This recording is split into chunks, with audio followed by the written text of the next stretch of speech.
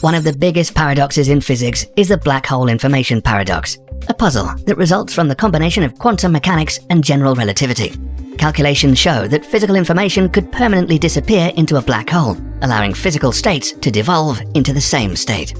But this is controversial because quantum mechanics states that information can never be destroyed. Let's say you burned 2 different letters written on paper.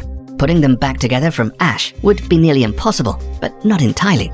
The small differences in smoke temperature and the amount of ash would still retain information about the 2 different letters.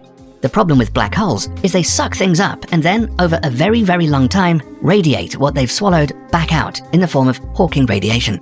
Unfortunately, unlike the smoke, temperature, and ash from burning a letter, Hawking radiation contains no information about what the black hole ate. This is because all Hawking radiation is the same, which implies that black holes destroy information about the universe. So, do evaporating black holes really destroy information, or does information escape as the black hole evaporates?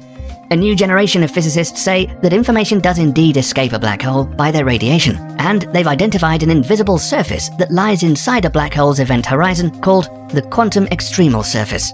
This surface appears to encode the amount of information that's radiated away from the black hole, evolving over the black hole's lifetime exactly as expected if information escapes. Apparently, something can escape a black hole.